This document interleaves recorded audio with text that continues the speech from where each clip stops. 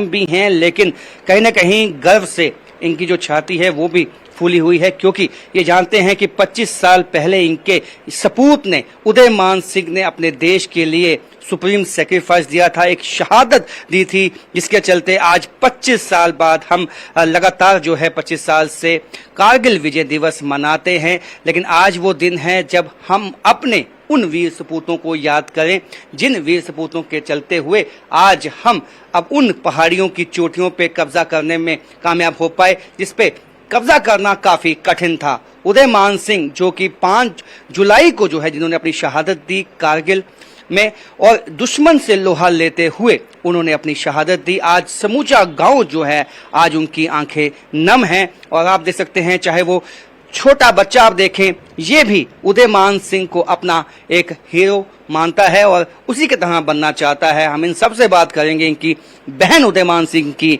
आज कितना गर्व है। 25 साल हो गए आपने अपने भाई को खोया, लेकिन कहीं ना कहीं आपको एक गर्व भी है, आपके भाई ने देश के लिए शहादत दी। मैं उदयमान की छोटी सिस्टर हूँ कंचन, और बड़ी सिस्टर बंदरा है, वो तो ससुराल में है। तो उनकी माता जी तो आज पौनी में गई हुई हैं, उधर भी उन्होंने सामान के लिए बुलाया हुआ है। तो कैसे याद करते हैं उसकी शहादत को, किस तरह से वो दिन आप याद करेंगे? हाँ, शहादत को तो याद करेंगे कि भाई बहन का रिश्ता तो सिर्फ 19 साल तक था। तब वो 19 साल के थे जब शहीद हुए थे। उनके साथ रिश्ता जो था वो 19 साल का था, पर शहादत का रिश्ता आज 25 साल हो गए। 25 साल में मेरे माता पिता ने, हम बहनों ने उसका एक भी शहादी दिन हमने मिस नहीं किया है। लोग शादी का इंतजार करते हैं, हम 5 जुलाई का इंतजार करते हैं कि जिस दिन हमारे भाई ने शहादत दी थी टाइगर हिल पर कारगिल में।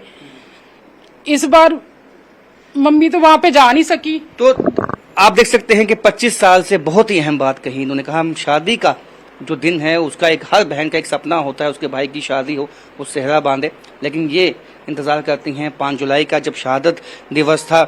तो हमने देखा आपका ये बेटा है, ये भी बनना चाहता है, सैनिक बनना चाहता है। हाँ, इसका नाम, मेरे भाई का नाम उदयमान सिंह था और इसका नाम हमने उदय प्रताप सिंह रखा है कि उसका नाम घर में भी उसका नाम ही चले। अब जब बनना चाहते हो? फौजी। फौजी बनना चाहते हो? हाँ। क्यों? जी देश की सेवा करनी है। बोलो जय हिंद। जय हिंद। देख सकते हैं कि ये भांजा है उदयमान सिंह का, उदय प्रताप सिंह, जो कि अपने मामा की तरह ही फौज में जाना चाहता है और देश के काम आना चाहता है, और जो अपने गांव का, अपने देश का जो है नाम रोशन करना चाहता है। उनकी ताई जी हमारे साथ मौजूद हैं। कैसे याद करते हैं अपने उस बच्चे की, वीर सपूत की शहादत को आज के दिन जब समूचा देश कारगिल विजय दिवस मना रहा है? हाँ, याद ते आंदा रहिंदा है, भुलदा बड़े हुए 25 साल हो गए याद करते। देख सकते हैं कि घर वाले हैं, समझ सकते हैं, आंखें नम हैं, और दिल में कहीं ना कहीं एक जज्बा भी है कि उनके बच्चे ने जो देश के लिए काम किया है, वो बहुत ही कम लोगों को ऐसा मौका मिलता है कि अपने देश के काम आ सकें। उनके दोस्त उदयमान के और उनके साथी हमारे साथ मौजूद हैं। कैसे आप उनको याद करते हैं? सर, हम उनको बहुत याद करते हैं। 25 साल हो गया उनके दिन मनाते हमें इधर।